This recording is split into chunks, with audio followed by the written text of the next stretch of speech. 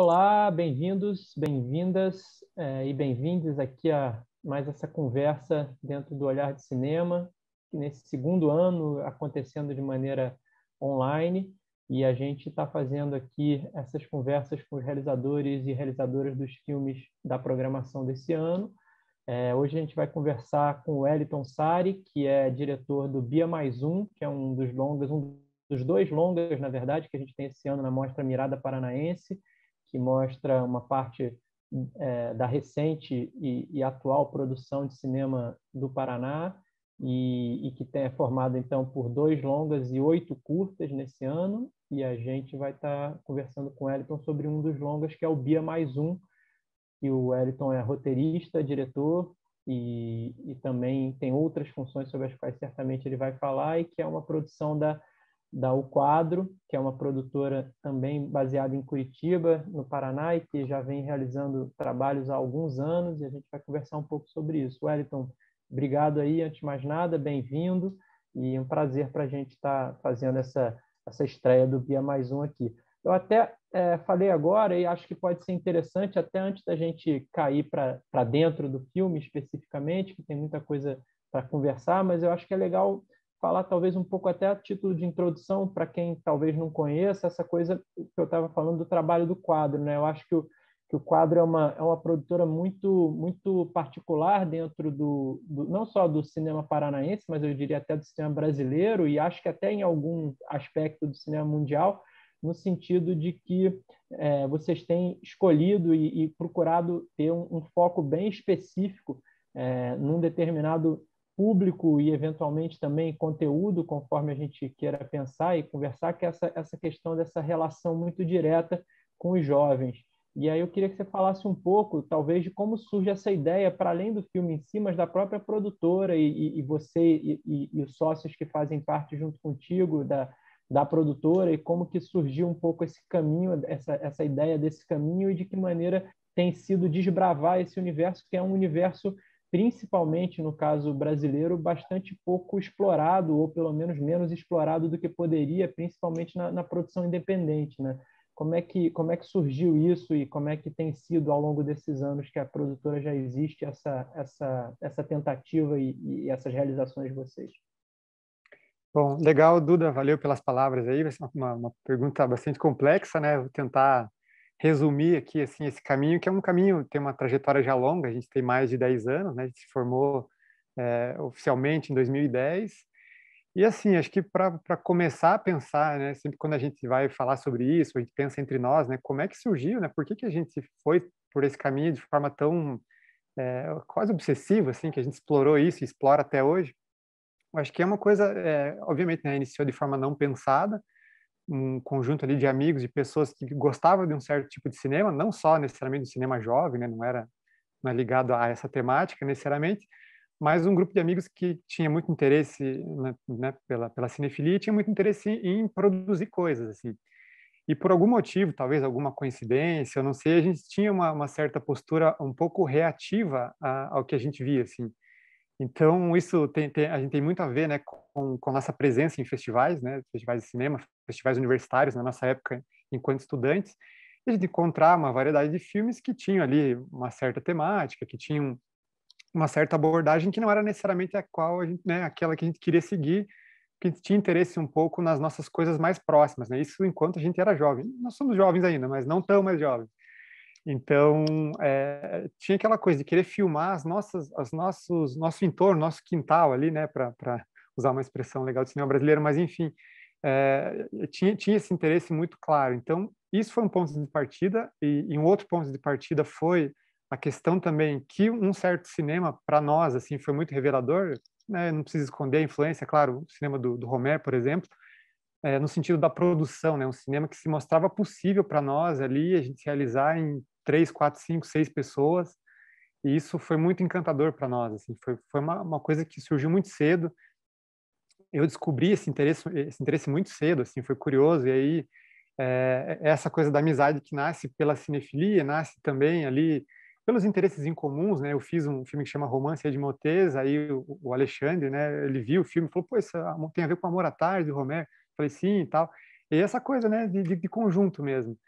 Então, esse aspecto da forma de produzir, de filmar, a gente mesmo atuando, de repente, né, filmando com amigos muito próximos, com equipes ali próximas também, foi uma primeira questão. Essa coisa um pouco da reação, acho que também tem esse aspecto assim aí que entra já um pouco né, na outra parte da sua pergunta, que é talvez um pouco das dificuldades, um pouco da coisa atípica, né, desse tipo de proposta, que é assim, então, se por um lado a gente tinha esse interesse de querer reagir ao que a gente via e tal, por querer fazer, né, trilhar um outro caminho mesmo, e isso tem a vantagem de ser criativamente legal, estimulante.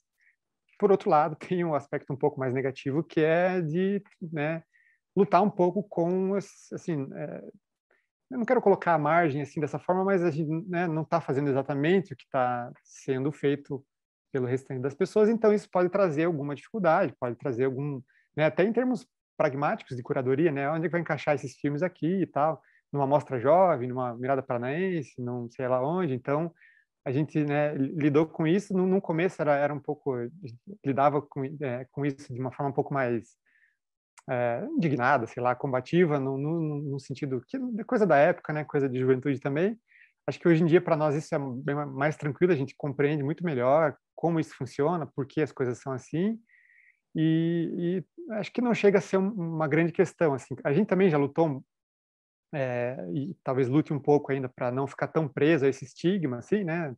Estigma também não é uma expressão boa, mas para não ficar tão preso a isso, mas por outro lado também é o que é, nosso interesse também passa por aí, a gente faz outras coisas também, tem feito outras coisas, mas as coisas vão acontecendo de forma natural. Não é por acaso que a gente, quando resolve tentar organizar um festival, a gente se volta para um festival universitário também, né? Então a gente está meio que sempre contornando esse universo todo aí. É muito legal, cara. Mas eu acho interessante também, e aí eu já entro talvez no Bia, que é uma coisa interessante de você acabar explorando, por todos esses motivos que você falou, um determinado universo e acaba voltando a ele de maneiras diferentes, que você acaba descobrindo novas coisas a partir de cada experiência, né? E aí eu queria saber um pouco, já como eu falei, entrando no filme, para você, na verdade, é a primeira direção de um longa, né? Você já roteirizou longas da própria produtora em outros momentos, mas é o primeiro que você dirige. E, por outro lado, tem essa experiência que você mesmo falou, que você já tinha tido nos seus curtas. E aí eu fico curioso de saber assim, como é que foi para você, enquanto realizador, né, enquanto autor, nesse caso, realmente de um primeiro longa, essa experiência, de que maneira essas experiências que você já trazia, que você trouxe um pouco dessas outras realizações anteriores no trabalho, seja do curta, seja fazendo o roteiro para o filme dos outros e tal, de que maneira você acha que isso te preparou ou te fez enxergar esse desafio de uma determinada forma e que esse desafio também trouxe de novo e de rasteiras mesmo que a gente leva descobrindo ali na realização de um primeiro longo. O que é essa mudança para você, enquanto autor, de realizar como diretor e roteirista esse primeiro longa que é o Bia Mais Um? Acho que uma questão assim que tem a ver com os meus curtas, né, é uma postura que talvez a gente tenha realizado em outras produções nossas, mas eu vou dizer especialmente de mim, assim, que de fato é uma coisa que eu acho é, que é uma coisa com a qual me preocupo, que eu tentei em vários dos meus curtas eu fui tentando trilhar um caminho assim, de depurar os meus interesses, assim, e ficar tratando deles até eu achar que eu tinha resolvido, assim, formalmente, tematicamente, né? Então, alguns filmes e também, né, tem uma característica muito importante aí no cinema brasileiro, que é essa coisa, a demora que é bastante natural em se realizar alguma coisa, principalmente se falar em termos de edital, né? Existe uma demora ali, então alguns projetos assim que eu tinha escrito o roteiro não foram filmados e eu tinha muito interesse em trabalhar certas questões ali, ou depois eles por configurações da produtora eles podem até ter sido filmados, mas sem a minha direção, né, ter passado por alguns dos meus amigos, ali, dos meus companheiros e tal. Então ali ficou alguma ponta solta, alguma coisa que eu queria trabalhar. Então eu sempre tive essa noção, né, de que eu ia tentar depurar até encontrar aquilo que me interessava e falar, pô, é isso, agora encontrei essa forma. Então, uma primeira questão com o longa, assim, né, foi essa, assim, até porque esse longa surge, como acho que em todos os longas que eu escrevi, né, seja os filmados ou não, eles surgem, eles eram inicialmente um curta, para editar, enfim, a gente fez o Bia Mais Um, inclusive, foi feito com dinheiro de curta-metragem, né, uma loucura total, enfim, uma rasteira, se for falar em rasteira, essa talvez seja a maior rasteira, a rasteira inclusive deliberada, né, já sabe que vai tomar rasteira, e mesmo assim, enfim. Então nasce, né, tem aquele núcleo, assim, aquela ideia, eu queria trabalhar algumas questões ali, umas questões do encontro, umas questões que depois até acho que eu posso falar um pouco melhor sobre isso, e eu queria trabalhar num formato maior em que eu pudesse dar esse amparo narrativo maior por conta da duração, enfim. Então, eu tentei trazer ali algumas das coisas que estavam me interessando, sei lá, desde 2010, 2012, talvez um pouco antes. Eu queria tentar encontrar uma maneira interessante de fazer. Algumas dessas coisas, inclusive, são mais propícias para o formato de longa-metragem, mas ainda assim eu estava testando ali no curto de formas diversas, com variáveis graus de satisfação para mim, né? Enfim, então essa foi uma primeira questão, assim. E curiosamente tinha um ponto também, uma autoconsciência ali que enquanto eu comecei a escrever, né, preparar, já tinha noção de que a gente faria o filme de qualquer maneira. Eu estava tentando pensar em como eu poderia também deliberadamente fugir de algumas coisas que eu já tinha feito, que eu podia tentar encontrar uns outros caminhos, que eu pudesse também sair um pouco de uma coisa confortável, talvez, ali para mim, e tentar enfrentar outros, né, outros pontos, assim, formalmente, também tematicamente, na questão do roteiro mesmo. Uma delas, por exemplo, assim, até talvez diminuir aí também vai depender de como as pessoas vão achar ou não engraçado, mas diminuir um pouco a questão do humor, assim, deixar ele mais esparso, né? Talvez diminuir um pouco a questão dos diálogos, tanto menos de diálogos, dar um certo peso, embora acho aí também é polêmico, mas dar um certo peso para o universo adulto, na figura de um personagem, né, que tem alguma relevância na trama, de forma mais explícita, e sendo que em outros filmes eu sempre achava um dispositivo para eliminar os personagens adultos, enfim. Então, e também trabalhar com um universo né, mencionei Romero ali, que é um universo totalmente não romeriano, que é a ideia da opacidade no sentido da imagem que está por cima do sonho, enfim, né, desses artifícios que não são tão presentes nos meus outros filmes, eles estão ali sugeridos. Era uma coisa que eu sempre estava tentando buscar, e no Bia foi assim, o projeto em que eu falei, bom, aqui vai ser isso, esse projeto vai girar em torno dessa questão da opacidade, de compreender o mundo por meio da imagem, né? E mesmo a situação dramática da gravidez, ela vai ser tratada como imagem, né? A Bia descobre a gravidez, né? Pelo ultrassom ali, pela imagem. A gente não tem não tem na superfície necessariamente o que está acontecendo dentro do corpo da personagem. A gente tem só os sintomas ali imagéticos da coisa toda, né? Distorção, a sonolência, enfim. Depois eu posso falar um pouquinho mais sobre isso também na unidade entre esses aspectos formais e a parte do tema. Mas acho que foi esse ponto, assim, claro. O outro ponto é, sem dúvida nenhuma, o aspecto de produção, né? Dificuldade em fazer um longa com baixíssimo orçamento, né? O curto, eu ia falar o curto, né? O longa já foi muito limitado também desde o princípio por conta desses aspectos orçamentários, então eu sabia que teria que ter pouquíssimos personagens, limar, né, qualquer tipo de cena com multidões não, né, mas com grande número de pessoas, então número de locações diminutas também. Assim, não era minha vontade inicial fazer um filme que tivesse a ver com apartamentos e com casas, mas outra limitação que se impôs também. Então, ok, vou pensar no universo aqui da mudança, da casa, né, do habitar aqui, né, a casa vazia também, essa coisa da mudança recente pela qual a personagem está passando tanto internamente quanto no sentido geográfico, né? Então, tentar acumular, trazer isso também. E assim, daí, algumas coisas que eu acho engraçadas que eu não consigo fugir, mesmo tendo pensado assim. Eu falei, pô, todo filme, todo curto que eu fiz, acho que tem alguma coisa com esporte. Sempre alguém está fazendo algum esporte. Nesse não vai ter. E aí, assim, segundo dia de escrita, pensando ainda na sinopse, anotando coisas, eu fui jogar basquete na quadra. Falei, pô, não, tem que ter cena de basquete. Vai ter basquete aqui, é isso. E aí, vai basquete também. Então, mais um filme com esporte. E até assim foi curioso porque tinha muito mais basquete no filme, e por sorte o Tomás, né, o Tomás Van der Olsen, quem montou o filme, foi muito interessante o processo de montagem. Ele foi tirando, até que ficou só o essencial, assim. E não é porque ele não gosta de basquete, porque ele é um fã de NBA, um fã de basquete também, porque ele entendia, né, que tinha um excesso ali que fugia, talvez, um pouco dos caminhos mais legais do filme. Mas acho que são esses os aspectos, assim, passa por esses pontos, assim. Legal. Acho que você falou duas coisas que eu quero aprofundar realmente. Uma questão que o filme, acho que lida muito com essa dualidade da superfície e do profundo, né?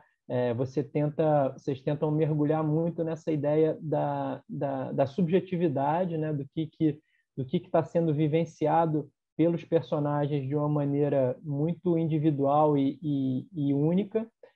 E é um desafio, já é um desafio grande esse, né? É um dos desafios principais, né? Eu acho, numa arte como o cinema, de que maneira tornar o superficial profundo e tornar o profundo presente, né? E vocês lidam, acho, bastante no filme com essa dualidade, com essa questão de tentar encontrar, e até acho que vocês falam de pontos que vão para além da forma fílmica, né? De questões da sociedade, questões da vida, principalmente jovem, né, dentro dessa dualidade da superfície e da partilha e da troca, e do sentimento profundo. Então, eu acho que isso, se você pudesse falar um pouco mais, você falou, que adiantou para a gente que queria falar um pouco mais dessa questão formal, eu acho que isso é uma coisa que chama bastante atenção no filme, principalmente, claro, no trabalho da fotografia, mas acho que a montagem também participa disso de uma maneira bastante forte, assim como o som, né, de que maneiras encontrar essa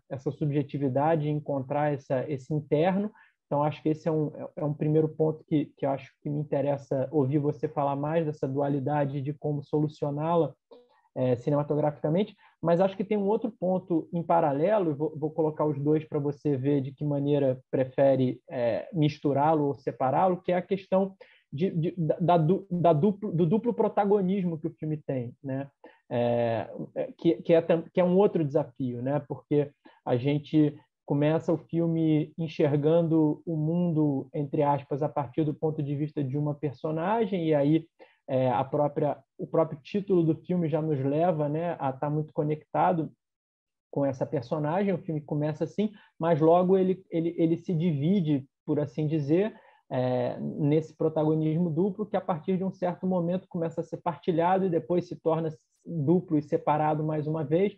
Então tem uma série de movimentos, né, pensando no sentido mais musical, né, que o filme precisa fazer nesse jogo entre esse protagonismo duplo, que também é uma questão muito delicada, né? Acho, tanto no sentido da escrita, né, quanto da realização em si, quanto da montagem, para encontrar esse equilíbrio aonde esse protagonismo partilhado consiga permitir que o espectador esteja constantemente conectado, interessado e vivenciando as duas perspectivas, mas duas perspectivas que, em última instância, e o filme fala muito disso, aí juntando os dois pontos que eu falei também, se aproximam, mas também se distanciam, né? Aquele velho dilema, né, filosófico, psicanalítico e existencial e o que mais for, do que você consegue efetivamente viver junto com alguém, né? E o que são vivências em que você só está partilhando um momento e um espaço, mas cada um está vivendo muito do seu jeito. O filme lida muito com isso, né? Então, assim, queria que você falasse um pouco desses dois desafios. Como eu falei, pode misturar, pode separar na sua resposta como você pediu o caminho, mas eu acho que essa questão da superfície e profundidade, de um lado, e do protagonismo duplo de dramaticidade, de narrativa que o filme propõe. Interessante, Duda. Assim, acho que eu vou tentar misturar, assim, se eu ficar meio confuso, eu refaço aqui os caminhos, mas esse lance da duplicidade, acho que é fundamental, assim, foi um dos ali das faíscas do filme, assim, eu queria tratar, né, dessa coisa do protagonismo dividido desde o início, já era um interesse, assim, por vários motivos, acho que eu vou tentar explorar eles aqui. Um deles, assim, talvez o motivo mais singelo, assim, mas eu estava começando a pesquisar, estava até preparando meu projeto de mestrado na época já, estava com um interesse que já vinha anteriormente, estava pensando no maneirismo e tal, né, nesse período aí da história das artes e tal, e obviamente tem essa questão da duplicidade e da questão da superfície aparece de forma muito pronunciada nesse movimento, então estava pensando muito sobre isso, E eu estava pensando num aspecto, aquela coisa, né, de a gente encontrar num certo cinema, num cineasta que a gente gosta, encontrar alguma coisa que nos motive a querer fazer algo, enfim, né? E essa alguma coisa é um aspecto, por exemplo, no Romero, no Hong Sang-soo, nesses cineastas de filmes de conversação, filmes de fala, em que tem um aspecto do aprendizado, da coisa didática, no sentido que pode até parecer bastante didático, mas que é lúdico, assim, né? Que é a ideia de que personagens falam sobre coisas. Então, tem filme do Romero que o personagem fala sobre alface, você aprende sobre alface, você aprende sobre windsurf, né? Enfim, então isso sempre me interessou. Eu estava querendo trazer isso de uma forma assim bem direta, né, para o filme. Então, essa dinâmica de um diálogo, né, obviamente exige toda uma situação dramática que envolva o encontro, que envolva essa situação. Então, para tentar, talvez, deixar isso até mais didático também, mais explícito, eu queria dividir o filme em dois e também, então, né, dividir o protagonismo em dois e também tratar um pouco assim de, né, chamar o filme de Bia mais um. Bia, né? Seria ali a gente também está um pouco acostumado a pensar que a sempre pensar pelo aspecto temático, né? É um filme, qual é o tema do filme? É gravidez na adolescência. Então tem que tratar da gravidez, tal. Legal assim, né? Me interessa, obviamente, né? Me interessa muito isso, mas outras coisas também me interessavam. Então, quase aí numa coisa um pouco, não vou dizer subversiva, mas uma coisa meio provocativa, assim. Então, eu estava também interessado em fazer a personagem sumir depois de um tempo. E não sumir porque ela não me interessa mais, ou não sumir porque, enfim, eu não quero tratar desse tema, porque eu quero fugir né, da gravidez ou coisa assim. Mas sim porque a ausência, né, o fato dela não estar ali é muito importante. E aí eu uso, né, na trilha sonora muita música de banda que está associada a um estilo chamado shoegaze, né? E nesse estilo usa-se muito reverb, né? Então eu queria que a ausência da Bia ela reverberasse no Jean, né, no outro personagem. Então a ausência dela está ali, assim, como um eco, como um reverb mesmo, que está presente ao longo do filme. Me interessava também, então, esse aspecto. Esse aspecto tem a ver com essa dicotomia entre superfície e profundidade também, né? Como tentar trazer a ausência dela como presença, né? E como fazer isso ser superficialmente notável, mas também não ficar também trazendo, esfregando isso o tempo inteiro na tela, ali na cara do espectador, né? Aí também uma outra coisa interessante que foi um desafio de montagem também, falando, né, nesse aspecto específico e também de roteiro, foi de como pesar mesmo, né? Como dividir, como manter essa importância que, obviamente, tem que ser mantida, né, na figura da Bia, mas também não transformar o personagem do Jean só, né, num sujeito passivo que só anda para cima e para baixo e não tenha, né, não faça nada de interessante, sem perder nenhum nem outro. Então foi um desafio bem interessante, assim, que o processo de montagem com o Tomás ajudou bastante a compreender, assim, eu acho que o material estava mais desequilibrado, assim. Foi uma coisa que só foi encontrada, se é que, né, foi encontrada, eu julgo que foi, assim, só no processo da montagem mesmo, assim. Foi a partir dessa postura rigorosa ali do Tomás, desses nossos diálogos, né, que a coisa surgiu. Aí voltando um pouco então de novo essa coisa da superfície, da profundidade, aí tem isso, né? Então esse aspecto ligado ao maneirismo, esse interesse assim brincalhão, né? No filme eu tento trazer isso de forma até, né, brincalhona, como um jogo mesmo, lá na coisa do Tartarugas Ninja e tal, né? Explicar um pouco, né? Não explicar, né? Mas trazer ali o que a personagem, como se ela também estivesse aprendendo, mas é aquela coisa, enquanto a gente é jovem, a gente sabe de algumas coisas, aí quer expressá-las e a gente não tem tanto traquejo, enfim, né? Mas a coisa sai meio wikipédica, né? Então, tem isso, mas, enfim, esse aspecto todo no maneirismo, do maneirismo e do shoegaze, desse universo onírico e tal, eu tentei trazer nesse sentido dessa coisa mesmo, de os personagens estarem ali sempre meio sonolentos, eles sempre têm uma penetração no sonho ali, né? O personagem dorme e a gente vai para um outro espaço, então tentando encontrar esse tipo de aspecto assim que é interessante também, que é uma fuga dessa realidade em que os personagens não se sentem muito em casa, né? E aí eu mencionei ali antes da gente entrar no ar, né, digamos assim, eu falei que tem uma coisa curiosa que o atraso, né, que o filme demorou para sair, tá, uma coisa que foi curiosa em relação ao que o Brasil passou, que está passando, né, de forma bem extrema agora nesse momento, que assim é um filme sobre também, né, não se sentir muito em casa e não se sentir muito né, no lugar. E é isso, né? Hoje, quem tirando bolsonarista se sente em casa no Brasil hoje, né? Não tem como, né? Não tem como se sentir. Então, essa harmonia, não é a palavra, mas essa consonância entre as questões foi uma coisa curiosa que aconteceu, assim, por conta do atraso, né, do filme. Então, o atraso, eu digo, em o filme ficar pronto, enfim, ser lançado. Então, tem esse aspecto, assim, mais um aspecto aí, né, que superficialmente está ali no sentido né, dos espaços vazios, dessa espaço em mudança, a própria casa da personagem está ali meio bagunçada ainda e tal, e com essa coisa também que a gente, com esse tipo de leitura possível que a gente pode pensar, né, com essa vontade de fugir, essa vontade de ir para um outro lugar, né, também.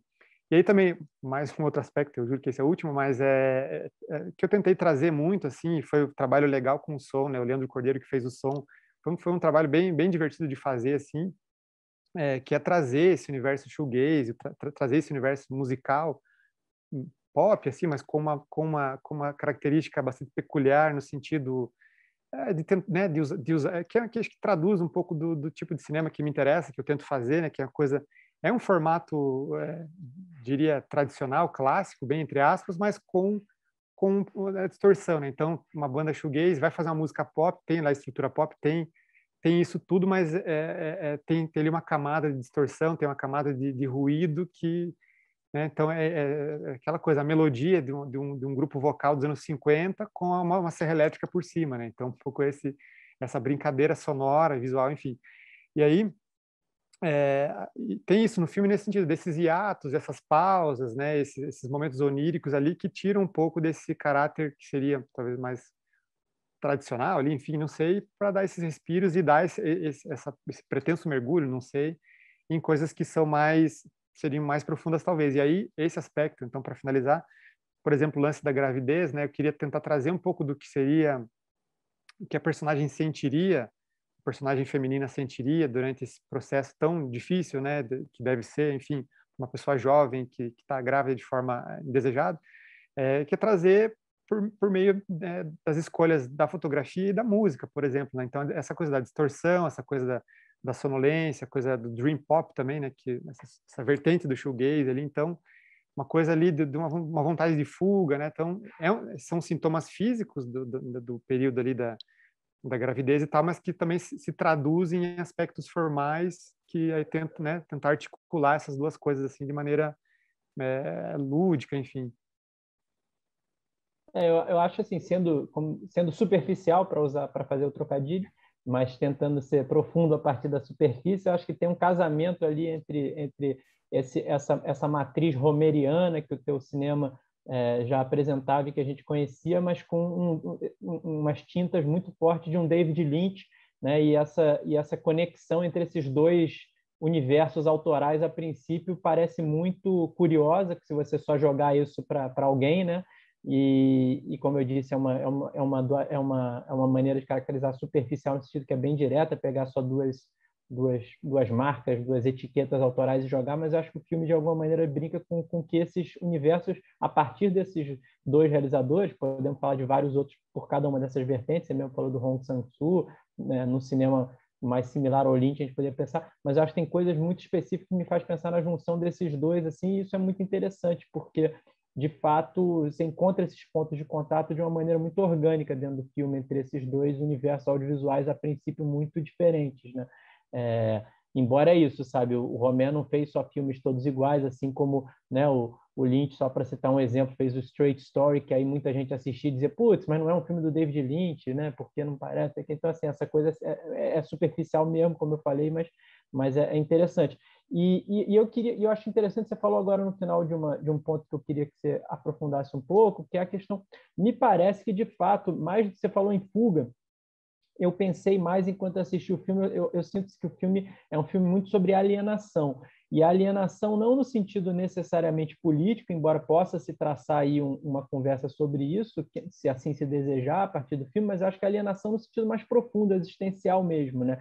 E aí eu acho que é muito interessante porque, de um lado, a gente tem a personagem da Bia, que é uma personagem que passa por essa circunstância que a gente sabe que é uma circunstância que altera a vida de uma maneira determinante, então, principalmente numa idade muito jovem e inesperada, não planejada, como acontece com ela, você tem esse marco, e aí a gravidez é um estado muito particular, porque é um momento em que a personagem já sabe que a vida dela mudará de uma maneira radical a partir de X semanas, né? E ela tem então uma ampulheta, digamos assim, aonde ela pode, né? O filme nem vai profundamente nisso, eu acho isso muito interessante, porque como você falou, tem muitos filmes já sobre gravidez adolescente, então isso já é tratado tantas vezes, então acho que a gente já meio que subentende uma série de questões que ela está passando e que ela pode estar mais ansiosa no sentido positivo ou no sentido negativo, tal, mas isso não vira uma questão, mas o que não se escapa é que daqui a X semanas a vida dela vai mudar e ela sabe disso. Né? E eu acho que, por outro lado, no personagem do Jean, acaba que o assunto da doença do pai, né, também traz isso para o filme de alguma maneira, embora não tão definitivo e não tão com um prazo claro, mas tem uma sensação de algo que vai mudar e que vai terminar, e aí que esses dois personagens estão nesse limbo parcial de expectativa de algo que vai acontecer, que em grande parte a gente pode dizer que caracteriza muito a juventude mesmo, em geral, mas que aqui, claro que isso está mais radicalmente colocado pelas circunstâncias práticas, mas eu acho que é um filme que passa muito essa sensação da alienação. E aí eu acho que você faz uma junção com uma questão contemporânea, que é a questão dessa relação com uma série de interfaces tecnológicas, né? Seja o Instagram, seja o videogame, seja o WhatsApp, seja a troca de influências e de, né, a conversa, inclusive, online, né? Tem uma cena, mais de uma cena de conversa online entre pessoas e tal. Então, isso tudo, claro, inclusive pré-pandemia, né? Não só a filmagem, mas a concepção e a realização, mas está lá, né? Essa troca online também, a distância que se cria num certo momento entre os personagens. E aí eu queria saber um pouco para você o quanto que isso daí veio a partir da narrativa que os próprios personagens já pediam de alguma maneira isso, e aí a incorporação desses aspectos tecnológicos contemporâneos, essas interfaces, essas várias maneiras em que o virtual se confunde com o real e a conexão entre o que está sendo efetivamente vivido ou o que está sendo imaginado, o que está sendo projetado vai se confundindo, ou se, por outro lado, era algo que você sempre quis trabalhar, ao estar trabalhando já em alguns roteiros, em alguns trabalhos com essa ideia do jovem, né? E o universo do jovem contemporâneo eminentemente precisa passar pela relação com a tecnologia, pela relação com os tempos e as relações que a virtualidade cria. Então, quanto que isso daí te ajudou a partir do que era a história desses dois personagens, ou já era algo que você queria trazer para o cinema e tentar descobrir como trabalhar, como incorporar o sentimento dessas linguagens e dessas tecnologias na vida dos personagens? Vou começar lá você mencionou o Lynch, né? Essas influências assim mais talvez evidentes no sentido da etiqueta, como você bem colocou, né? E uma coisa, por exemplo, assim, eu acho que assim, na época eu não sei exatamente qual a medida, assim, né? Estava pensando em Lynch, não sei necessariamente nesse sentido, mas certamente eu estava é uma coisa que me interessa no Lynch, no De Palma também, em vários cineastas, essa coisa essa coisa um pouco existe algo ali na superfície, mas existe uma corrente elétrica passando por trás, né? No sentido de uma farsa, uma paródia.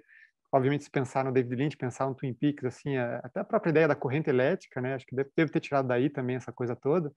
É, literalmente uma corrente elétrica passando, né? E aí isso está no filme, né? O personagem do pai do Jean, feito pelo Ivo, trabalha no equivalente a Copel aqui no Paraná, né? Enfim, então tem esse aspecto ali. E aí essa coisa, só fazer o gancho, né? Esse aspecto da eletricidade, da energia, tem a ver com uma coisa que eu estava pensando em relação a tentar filmar coisas que eu estava, acho que na época eu chamava de imagens elétricas, assim. Então é isso, né? Filmar telas de alguma forma, assim. Então que levassem aí os personagens, telas no sentido que servissem de comunicação, mas ao mesmo tempo afastassem, ou no caso, né, do rede social, WhatsApp, ou telas de videogame no sentido da fuga mesmo aí, né? De novo, essa fuga, esse simulacro, essa coisa do jogo também. E esse outro aspecto, eu já volto a esse ponto, mas esse aspecto do tempo também, isso foi interessante você, né, ter sacado isso, assim, porque acho que eu considerava uma das coisas que mais estavam me motivando, assim, a pensar esse universo do limbo e do tempo marcado, assim, a coisa vai acontecer, não tem como fugir disso, assim, né? Ou até tem como fugir, mas haverá alguma consequência, já está feita, a coisa já está feita. Aí tem lá o diálogo, essa coisa de traduzir conceitos que são complexos e que talvez eu não consiga explicá-los, então eu traduzo de uma forma simplória, né? O que é o diálogo do basquete e tal, né? Que o Jean faz uma analogia com o tempo que passa, enfim, essa coisa que é um tempo orquestrado, existe uma certa regra e o inevitável está dentro das regras do jogo e vai acontecer, não importa o que aconteça.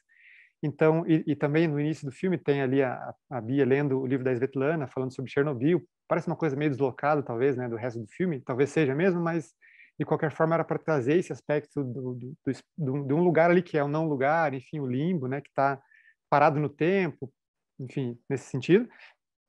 Então, essa coisa do tempo, dessa coisa da inevitabilidade, da alienação no sentido de uma fuga, do sentido de se fechar, né? Fala-se muito em bolha, né? Um clichê, mas enfim, tem a ver com isso também. Era um aspecto que também estava me interessando desde o início. E aí essa coisa de tentar buscar uma forma de comunicação, uma forma de fuga por meio das telas, por meio de imagem elétrica, era algo que assim tá nos meus outros filmes, mas de forma mais singela. Sempre tem ali um celular, alguma coisa, porque acho que é um lance que me interessa também pensar, né? Como se filmar isso hoje em dia, né? Como encontrar maneiras legais de se filmar isso. E certamente é uma dificuldade, né? Não é à toa que muitos filmes de relacionamento, inclusive, encontram algum dispositivo para banir esse tipo de informação, assim, né? Informação não, né? Mas literalmente dispositivo. E já filmes interessantes buscam formas de, né, trazer isso para o jogo, né? Literalmente. Então, não sei o quanto foi bem sucedido no sentido da comunicação. Acho que existiriam outras maneiras mais interessantes que hoje eu poderia pensar. Mas a coisa de filmar o jogo, filmar o tablet, assim, essa coisa de brincar um pouco da imagem, da reprodução, né? Enfim, a reprodução de um quadro, mas filmar a tela em si, necessariamente, né? Não trazer como insert na montagem, mas filmar a tela em si. Estava me interessando também pela textura, por essa coisa toda desse sentido mais sujo, né? Da coisa mais eletrônica, quase assim, né? E isso tudo também para, acho que também era uma coisa que estava ali martelando para mim, para culminar naquele momento da cena do ultrassom, né? Assim, que eu queria assim, fazer essa união, né? Da coisa da comunicação entre os personagens, da coisa da fuga entre os personagens e também da Bia só entender o que é estar grávida, ser mãe, enfim, a partir de imagem. Então, ela se deparar ali com a pintura do Bronzino também, né? Ele fala, assim, é isso, é uma imagem, é uma videoaula, enfim, né? Que ela está assistindo, ela está vendo ali aquele quadro, cuja, né? Talvez uma grande característica do quadro seja de fato essa coisa fria, superficial mesmo, né? De uma relação entre mãe e filha. E ela está ali também, né, enfim, se relacionando sempre por meio da imagem, sempre por meio da superfície, ela nunca consegue compreender de fato como isso se dá, né? Então, esse aspecto, eu queria trazer, então, essa comunicação que é fria, que é meio, não é, sei lá, ela tem algo né, fora do lugar para outros momentos do filme também, né? Então, tá ali em vários momentos. Quando os dois perdem contato, ele também não consegue falar com ela não responde direito, sendo que ela tinha passado por isso antes, né? Conversar com as amigas, ali as amigas não aí falam coisas que não acha tão graça, ou lá no momento chave do filme também começam a filmar o Jack que tá meio dormindo ali, né? Também não acha muita graça nessa relação de ficar filmando coisas, enfim, então sempre é um elemento de opacidade também que sempre está prejudicando a relação. E aí, né, sem entrar muito na questão assim do que acontece no final, mas a tentativa foi fazer um caminho, né, do filme e limando um pouco esses aspectos eletrônicos e tal. Ele vai deixando isso de lado, vai deixando de lado. Tem um certo ápice ali, né, próximo ao fim, que isso volta a aparecer, uma coisa que eu brinco ali, que é um museu imaginário, porque é um espaço talvez meio de sonho dentro da narrativa, e também fisicamente foi composto por vários pedaços de museu de verdade, com outras coisas que não são museus, enfim, por questões de produção, mas foi conceitualmente legal. Tem essa construção, aí, por fim, né, onde o filme acaba, não há mais isso, há uma relação aí direta de comunicação sem esse intermediário da imagem eletrônica, que tem ali, de fato, é uma presença física real. Então, foi um pouco nesse sentido, assim, que eu queria, né? Então, ressaltar esse aspecto para depois limá-lo e aí esse efeito ser interessante ao final do filme, assim. Pô, Falei um muito monte, não legal, sei Wellington. se... Não, foi ótimo, cara, foi ótimo, imagino. Cara, a gente está aqui no nosso tempo. Queria te agradecer demais, antes de mais nada, pelo filme, por estar passando ele aqui no Olhar e fazendo a estreia. Para a gente é sempre toda vez que um cineasta, né, que a gente sabe que vocês estão aí há 3 anos, no caso, desde a filmagem, mas muito antes, com o roteiro e tal, trabalhando num filme, decide um lugar para estrear e tal, uma decisão muito delicada e pessoal. Então a gente já fica sempre muito feliz. E, por outro lado, a gente torce muito que o filme tenha uma carreira longa aí e que, além disso, que ele possa ser visto em breve e de várias maneiras em sala de cinema, porque imagino que é um filme que tem uma experiência sensorial muito particular, que eu imagino, porque inclusive não tive oportunidade ainda, que possa ser muito, muito especial dentro do espaço da sala de cinema. Então, tomara que chegue esse momento logo, que a gente possa se encontrar e que o filme possa encontrar um público dentro da sala, e tenho certeza que essa vai ser só a primeira de uma longa trajetória aí do filme. Queria agradecer muito a você e a toda a equipe aí do quadro pela confiança e pelo filme de vocês. E se você quiser alguma coisa aí para fechar da parte do lado de vocês aí, para a gente foi um prazer estar aqui. Pô, obrigado, Duda, de novo pelas palavras, pela gentileza aí. Eu agradeço muito também a nossa conversa, foi bem bacana. Adorei as perguntas e as provocações e, né, as colocações muito legais. Agradecer ao festival, né, também pelo espaço aí, por tudo, pela belíssima programação e por tudo mais. E acho que é isso da minha parte também, torcer para que o filme circule mesmo, que as pessoas vejam, que, enfim, que ele possa estar no mundo aí como imagem eletrônica também. Vai chegar muito. Eu acho que essa é a vantagem da pouca produção independente que você acaba tendo nesse universo dentro do Brasil, principalmente, é que de uma forma ou de outra pode não ter uma demanda ainda exatamente quantificada de uma maneira prática e clara, de maneira do mercado funcionar, ou se ela existe, ela está direcionada para outras coisas, né, que a Globo, que a Netflix, etc., produzem, mas de uma forma ou de outra, acho que é um material que sempre encontra o seu público, sempre encontra o lugar dele, ainda mais hoje com essas tão variadas plataformas. Então, não tenho a menor dúvida de que o filme vai encontrar olhares e vontades de lidar com ele bastante numerosas por aí. Valeu, Pô, Wellington. legal. Obrigadão Valeu, pelo dia Duda. mais um. Obrigado, valeu.